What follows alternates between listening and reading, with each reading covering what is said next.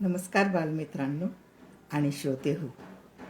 माझ्या फेसबुक पेजवर मी अष्टपैलू यशवंतराव चव्हाण हे खास बालकांसाठी बालमित्रांसाठी लिहिलेलं पुस्तक आतापर्यंत आपण पाहिलं की यशवंतराव चव्हाण यांचं एकंदरीत बालपणापासूनचं आयुष्य अत्यंत हलाखीचं होतं. त्यांनी स्वतः गरिबीचे चटके अनुभवले होते. शिवाय त्यांचे जे सवंगडी होते त्या सवंगड्यांचं पण जीवन जवळून पाहिलं होतं. अत्यंत विषम अशा प्रकारची सामाजिक आर्थिक परिस्थिती त्यांनी ती पाहिली आणि त्या परिस्थितीचं त्यांनी मनापासून ध्यासच धरला की ह्या परिस्थितीचं निवारण आपल्याला कसं करता येईल. जनसामान्यांसाठी राजकारणाचा माध्यम जे आहे ते कसं आपण आणू शकतो उपयोगात, हे तेव्हापासून त्यांच्या मनामध्ये पक्कं होतं. जेव्हा ते आधुनिक महाराष्ट्राचे पहिले मुख्यमंत्री बनले, खरं म्हणजे आधुनिक महाराष्ट्र त्यांच्यामुळेच घडला. कारण ते तर द्रष्टे राजकीय नेते होते, शिवाय ते अत्यंत संवेदनशील सामाजिक विचारवंतही होते. त्यांचं मन चौफेर आपली जी परिस्थिती, विषम अशी परिस्थिती जी आहे ती पाहून इतकं हळवं होत असे आणि इतकं तरल असं त्यांचं मन होतं. परंतु जेव्हा ते मुख्यमंत्रीपदी विराजमान झाले तेव्हा त्यांनी हे राजकीय व्यासपीठ जे आहे ते जनसामान्याच्या हितासाठी त्याचा उपयोग कसा करता येईल हा मनामध्ये पक्का विचार ठेवला आणि माणुसकीच्या हितासाठी राजकारण करायचं त्यांचं ध्येय हे निश्चित होतं. माणुसकीचं जपणूक व्हावी, लोककल्याण व्हावं, जनसामान्यांसाठी आपण समर्पण, राजकीय सत्ता जी आहे ती करायला हवी, हे त्यांच्या मनामध्ये होतं. आणि म्हणून आपण जर पाहिलं, इतका प्रगत, पुरोगामी, समृद्ध असा महाराष्ट्र हा कसा काय निर्माण झाला, कसा घडला, त्याचं व्यक्तिमत्व इतकं परिपूर्ण कसं घडलं, तर यशवंतराव चव्हाण यांनी सर्व क्षेत्रामध्ये राजकीय, सामाजिक, शैक्षणिक, सांस्कृतिक, कलेच्या क्षेत्रामध्ये समूळ बदल कसे घडून येतील ह्याचा विचार केला आणि तो बदल जो आहे तो घडून आणण्यासाठी प्रसंगी अगदी निर्भयपणे कायदे पण तयार केले, तसे कठोर कायदे. बऱ्याचशा वेळेस अशा पद्धतीच्या लोककल्याणाच्या योजना राबवल्या, अतिशय कृतिशील अशा प्रकारच्या कार्यकर्त्यांच्या मार्फत ह्या योजनांचं योग्य पद्धतीने त्याचं अवलंब होतोय की नाही ते देखील पाहिलं. एवढंच नव्हे तर विधायक अशा प्रकारचे उपक्रम, कृतिशील असे कार्यक्रम हे प्रत्यक्ष त्याची अंमलबजावणी कशी करता येईल हे देखील त्यांनी मनापासून निश्चय केला होता. आणि म्हणूनच ते आपल्याला आज जे आपला पुरोगामी महाराष्ट्र जो आहे, प्रगतिशील महाराष्ट्र जो आहे, तो आज त्या रूपामध्ये त्या आपल्याला दिसतो आहे. आणि आपण त्या पुरोगामी महाराष्ट्रामध्ये आपल्याला एक छान असं समृद्ध संपन्न जीवन जगायला मिळतं आहे. अर्थात सगळ्याच प्रश्नांची निवारण झालेलं असं नाही दिसत आहे, पण ते जे तेव्हाचा निश्चय जो होता यशवंतराव चव्हाण यांच्या नेतृत्वामध्ये, सामाजिक भान होतं, एक ध्यास होता आणि त्यावेळी त्या सामाजिक प्रश्नांची सोडवणूक, त्याचं निराकरण कसं करावं हे त्यांनी अतिशय निष्ठेने केलं आणि त्याचे बरेचसे उपाययोजना ज्या आहेत किंवा वेगवेगळे उपक्रम जे आहेत ते आपण जर पाहिले तर आपल्याला लक्षात येतं. आणि त्यातून ते काय झालं तर हा संपूर्ण महाराष्ट्र जो आहे त्या महाराष्ट्रातल्या माणसांची मनं जोडली गेली. तर आजचा जो 7वा पैलू आहे तो म्हणजे मन सांधणारा राजकारणी, त्याचं आपण वाचन करूयात. यशवंतराव यांच्या राजकीय नेतृत्वाची जडणघडण ही समाजाच्या सामान्य थरातून झाली. त्यामुळे यशवंतराव यांना पीडित दलितांचं जगणं किती हालाखीचं असतं याची जाणीव होती. यशवंतरावांनी राजकारणात सर्वोच्च सत्ता पदं भूषवली. ते संयुक्त महाराष्ट्राचे पहिले मुख्यमंत्री झाले. राष्ट्रीय राजकारणातही संरक्षण मंत्री, गृहमंत्री, अर्थमंत्री, परराष्ट्र खात्याचे मंत्री, पुरवठा मंत्री अशी विविध खाती त्यांनी कुशलतेने सांभाळली. सत्ता पदांचा वापर त्यांनी दीनदुबळ्यांसाठी केला. यशवंतराव यांचा मूळ पिंड हा लोकशाही समाजवादी विचारांचा होता. त्यामुळे त्यांना सामान्य जनतेविषयी जिव्हाळा होता. राजकारणात कुठलाही प्रश्न, समस्या किंवा मुद्दा असो त्याचं मूळ कारण शोधून जनकल्याण कसं साधता येईल याचा त्यांना ध्यास असायचा. यशवंतरावांच्या या गुणामुळे महाराष्ट्राचा कायापालट झाला. राजकारण म्हणजे सत्ता, संपत्ती, शक्ती, प्रतिष्ठा असा संकुचित अर्थ यशवंतरावांना मुळीच मान्य नव्हता. यशवंतरावांना संयुक्त महाराष्ट्राचे पहिले मुख्यमंत्री होण्याचा मान मिळाला त्यावेळी महाराष्ट्रात 1962च्या सार्वत्रिक निवडणुकीत ऱ्हासाकडे जाणाऱ्या काँग्रेस पक्षाला यशवंतरावांच्या नेतृत्वामुळे जीवदान मिळालं. महाराष्ट्रात काँग्रेसची प्रतिष्ठा आणि प्रतिमा सावरली. काँग्रेस सरकारचे स्थैर्य आणि विकासाच्या मार्गावर वाटचाल सुरू झाली. महाराष्ट्राला पुरोगामी समृद्ध राज्य बनवण्यात यश मिळालं ते यशवंतराव यांच्या लोकशाही नेतृत्वामुळे. त्यांनी महाराष्ट्राच्या उद्योग, सहकार, व्यापार, शेती, शिक्षण, साहित्य, कला, संस्कृतीच्या क्षेत्रात पुरोगामी बदल घडवून आणले. महाराष्ट्राचा सर्वांगीण विकासाला अग्रक्रम दिला. यशवंतरावांनी आपल्या राजकीय जीवनाची सुरुवात विद्यार्थी दशेत केली होती. त्यानंतर 1946च्या निवडणुकीत काँग्रेस कार्यकर्त्यांचा आग्रह आणि कुटुंबियाच्या बळकट पाठिंब्यामुळे यशवंतराव निवडणूक जिंकले. स्वाभिमानी यशवंतरावांनी मंत्रिपद मिळवण्यासाठी कुठल्याही खटपटी केल्या नाही. मंत्रिपद मिळवण्यासाठी तशी लाचारी करणं त्यांना मुळीच मान्य नव्हतं. त्यांनी मंत्रिपद नाही परंतु पार्लमेंटरी सेक्रेटरी म्हणून नेमणूक झाली. त्या पदावर असताना त्यांनी सामान्य जनतेच्या दृष्टीनं महत्त्वाचे निर्णय घेतले. त्यांची काही उदाहरणं आपण बघू. लोककलेला प्रतिष्ठा मिळावी म्हणून तमाशा बोर्डाची स्थापना केली. नागरी संरक्षणाच्या कामात नागरिकांना सहभागी करून घेण्यासाठी होमगार्ड संघटना स्थापन केली. त्यांची कार्यकुशलता आणि पारदर्शीपणा यामुळे मोरारजी देसाई यांनी 1952 साली त्यांना मंत्रिमंडळात सहभागी करून घेतलं. मंत्रिपद त्यांच्याकडे सहज चालून आलं. मंत्रिमंडळात त्यांना अन्न पुरवठा खातं दिलं गेलं. यशवंतराव मुख्यमंत्री असताना महार वतनी पद्धती निवारण कायदा तयार केला गेला. महार वतन म्हणजे 20व्या शतकातली गुलामगिरीच असं डॉक्टर बाबासाहेब आंबेडकर म्हणत असत. यशवंतरावांचं आयुष्य खेड्यात गेल्याने त्यांना जातीय विषमतेची जाणीव होती. माणसाचा माणूसपण नाकारणारी अस्पृश्यतेची प्रथा ही माणुसकीला एक कलंक आहे. तसंच समाजाच्या विकासातील एक फार मोठं धोंड आहे असं त्यांना वाटे.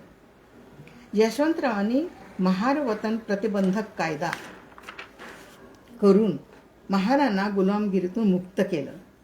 तसंच त्यांना पोट भरण्यासाठी वतनी जमिनी देऊन केल्या. भूमिहीनांना भाकरीचा हक्क देऊ केला. हा निर्णय क्रांतिकारी असा होता. यशवंतराव पुरवठा मंत्री असताना देशाची अन्नधान्याची परिस्थिती अत्यंत विदारक होती.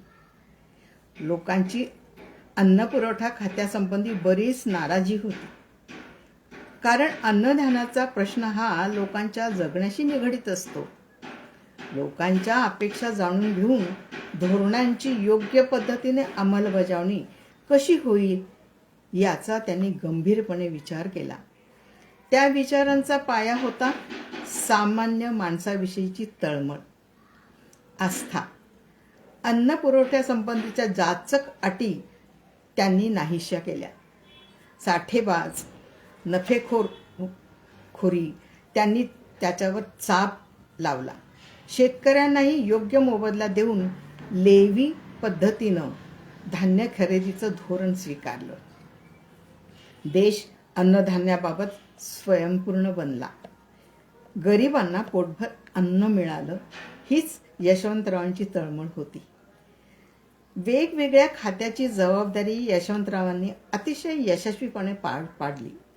शासन, प्रशासन, जनता या तिन्ही घटकात सुसंवाद कसा साधता येईल, योजनांची अंमलबजावणी पारदर्शीपणाने कशी करता येईल, सामान्य जनतेला न्याय कसा मिळेल हीच तळमळ यशवंतरावांच्या मनी असायची.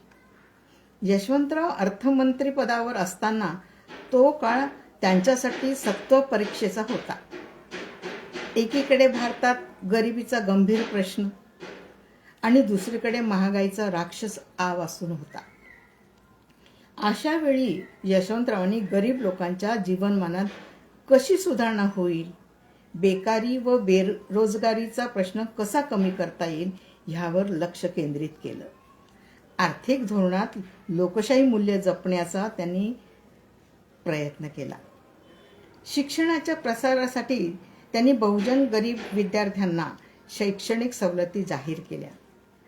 वन खाते, पशुसंवर्धन, औद्योगिक सर्वंकष धोरण, उद्योगधंदे व्यवसायाचा विकास, ग्रामीण उद्योग, शेतमालावर प्रक्रिया करणारे उद्योग, दुग्ध व्यवसाय, ग्रामीण बँकांची स्थापना, सहकार तत्वावर चालणाऱ्या विविध उपक्रमांना त्यांनी चालना दिली. प्रादेशिक असमतोल दूर करण्यासाठी योजना आखल्या. कित्येक कल्याणकारी निर्णय घेऊन महाराष्ट्राचा विकास साधला. सामाजिक आणि आर्थिक न्याय प्रस्थापित करण्यासाठी यशवंतरावांनी आपले पुरोगामी शास्त्रशुद्ध विचार आणि कृतीनं महाराष्ट्रात नवचैतन्य निर्माण केलं. यशवंतराव कुशल राजकारणी होते, तसेच ते अभिरुची संपन्न रसिकही होते. ते गुणग्राही साहित्यप्रेमीही होते. साहित्यिक, सांस्कृतिक उपक्रमात विशेष रस घेत नाट्य, नृत्य, संगीत, साहित्य क्षेत्रातील दिग्गजांच्या सभेत एक कलाप्रेमी रसिक म्हणून ते आवर्जून उपस्थित राहत. त्यांची मनापासून दखल घेत असत. तरुण कलाकारांना प्रोत्साहन मिळावं, त्यांच्या कलागुणांच्या विकासाची त्यांना संधी मिळावी, त्यासाठी विविध उपक्रम शासनातर्फे राबवण्याचा त्यांचा आग्रह असे. त्यामुळे साहित्य संस्कृतीचं जतन आणि संवर्धन घडून आलेलं दिसतं. असा संवेदनशील मनाचा कुशल राजकारणी, अभिरुची संपन्न, कलाप्रेमी, साहित्यप्रेमी, उमद्या मनाचा माणूस महाराष्ट्राला लाभला हे महाराष्ट्राचं भाग्य आहे. यशवंतराव राजकारणातील समाजाभिमुख क्रांतिकारी निर्णयात यशवंत ठरले. अनेकदा काही बाबतीत त्यांना हारही पत्करावी लागली, तरीही ते हताश मात्र झाले नाहीत. समाजकारण आणि राजकारणात सुसंवाद असायला हवा असं त्यांना वाटे. समाजहिताच्या राजकारणावर त्यांचा विश्वास होता आणि तेच त्यांनी केलं. यशवंतराव परराष्ट्र खात्याचे मंत्री असताना औद्योगिक आणि तंत्रज्ञानाच्या क्रांतीमुळे भरभराट झालेले देश एकीकडे आणि सातत्याने दारिद्र्याच्या विळख्यात अडकत जाणारे देश दुसरीकडे असं चित्र होतं. श्रीमंती आणि गरिबी यामधली ही दरी कमी करण्यासाठीची भूमिका यशवंतरावांनी घेतली. त्यांना असं वाटे की सुबत्ता आणि दारिद्र्यातील दरी एक प्रकारे शांततेला आव्हानच ठरले. आणि आज आपल्याला हेच चित्र जगभर दिसत आहे. या विषमतेमुळे निर्माण होणारी जागतिक अशांतता, त्यातून स्वीकारलेले अणुयुद्धासारखे मार्ग हे मानवजातीला किती घातक आहेत हे आज आपण अनुभवतो आहोत. विज्ञान तंत्रज्ञानाच्या विकासाला मानवतेची जोड असावी असा यशवंतराव यांचा दृष्टिकोन होता. असा हा गुणवत्तेचा भोक्ता, माणसाची मनं जोडणारा, लोकशाही मूल्य जपणारा नेता, अशा नेत्याला निवडणुकीचं राजकारण आणि संख्याबळाच्या राजकारणाची काळजी वाटत नव्हती. अशा प्रकारच्या राजकारणानं गुणवंताची उपेक्षा आणि अवहेलना तर होणार नाही ना, अशी त्यांना भीती वाटत होती. भंगलेली मनं सांधण्यासाठी संशयानं एकमेकांकडे पाहायचं नाही, संशय निर्माण करायचा नाही, असा त्यांचा आग्रह असे. संशयाचं वातावरण निर्माण झालं तर ते आपल्या हातानं आपण दूर केलं पाहिजे. निवडणुका, राज्यकारभार आणि अनेक सामाजिक महत्त्वाच्या कामात गुणांना महत्त्व दिलं पाहिजे. या दोन्ही गोष्टी आपण स्वीकारल्या तर भंगलेली मनं जोडण्याच्या दृष्टीने पुष्कळ प्रगती करता येईल असं ते म्हणत. यशवंतराव यांचं हे विचारधन हे आजच्या समाज व्यवस्थेला दिशादर्शक आणि प्रेरणादायी असं आहे.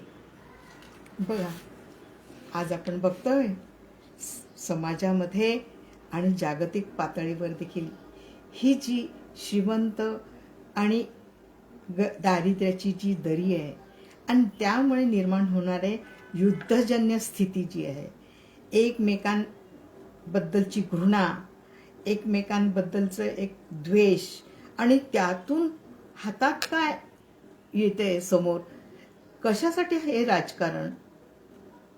माणसाने माणूस पण जपण्यासाठी राजकारण असावं का युद्ध पुकारून मानवतेची हानी करायची आणि पूर्ण सुंदर आपलं जीवन जे आहे ते उद्ध्वस्त करायचं? कितीतरी मोलाचा विचार हा किती आधी हा यशवंतरावजींनी मांडलेला आहे. आणखीन महत्त्वाचा मुद्दा आता आपण पाहिला की निवडणुकीचं राजकारण नको. निवडणुकीसाठी संख्याबळ ह्याला काही महत्त्व द्यायला नको. अर्थात आता तेच झालेलं आहे, पण संख्याबळ देखील कसं मिळवायचं? त्या व्यक्तीचं कर्तृत्व आणि त्याची गुणवत्ता आणि त्याचा ध्यास, त्याच्या मनात असलेल्या माणुसकीची आत्मीयता, माणूसपणाला जपणारी एक भावना ही मुळात असायला पाहिजे. राजकारणाचं माध्यम किंवा राजकारण हे कशासाठी असतं? मानवतेचं तत्व जे आहे, माणसाचं माणूसपण जपण्यासाठी शेवटी राजकारण असतं. राजकारणाचा हेतू हा मानवतेला जपणं हाच असायला हवा. हा विचार हा यशवंतरावजी चव्हाण यांनी किती आधी मांडून ठेवलेला आहे. म्हणजे आजही आपण त्यांचं विचारधनाचा अभ्यास केला तर तो आपल्याला आजच्या सर्व क्षेत्रातल्या कार्य करणाऱ्या कार्यकर्त्यांना, कार्यरत असलेल्या नेत्यांना आणि सर्वसामान्य जनमानसांना देखील की त्यांचं जर एकंदरीत विचारधनाचा आपण अभ्यास केला, वाचन केलं, समजून घेतलं, आत्मसात केलं तर नक्कीच समाज हा प्रगतीच्या दिशेने सुखी समाधानी जीवनाच्या दिशेने आणि समृद्ध संपन्न जीवन जगण्याच्या दिशेने वाटचाल करू शकतो हे आपल्याला स्पष्ट जाणवतं. आपण माझं 7व्या ह्या पैलूचं वाचन ऐकून घेतलं, त्याबद्दल मी मनापासून आपले आभार मानते. उद्या अष्टपैलूमधला 8वा पैलू जे आहे त्याचं आपण वाचन करणार आहोत. त्या पैलूचा शीर्षक आहे साहित्यप्रेमी आणि कलाप्रेमी यशवंतराव चव्हाण. तर उद्या आपण ह्याच वेळी पुन्हा भेटूयात. आपलं मनापासून आज धन्यवाद करते आणि उद्या नक्की आपण शेवटचा अष्टपैलू व्यक्तिमत्वातला हा पैलू जो आहे त्याचं आपण वाचन करणार आहोत.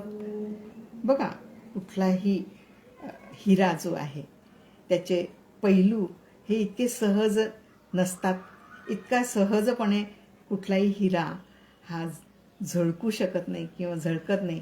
त्याच्यासाठी त्याच्या एकंदरीत वाटचाल ही किती दाहक आहे, किती सतत पावलोपावली अग्निपरीक्षा आहेत, किती प्रकारचे प्रेशर्स जे आहेत, प्रभाव जे आहेत वेगवेगळ्या प्रकारचे, ते त्याला अनुभवावे लागतात आणि त्यानंतरच तो तावून सुलभून हिरा हा झळकत असतो. हा अष्टपैलू हिरा जो आहे, जो आपल्या भाग्याला लाभलेला आहे, त्याचं आपण उद्या 8व्या पैलूचं वाचन करूयात. नमस्कार, धन्यवाद. उद्या याच वेळी आपण भेटूयात.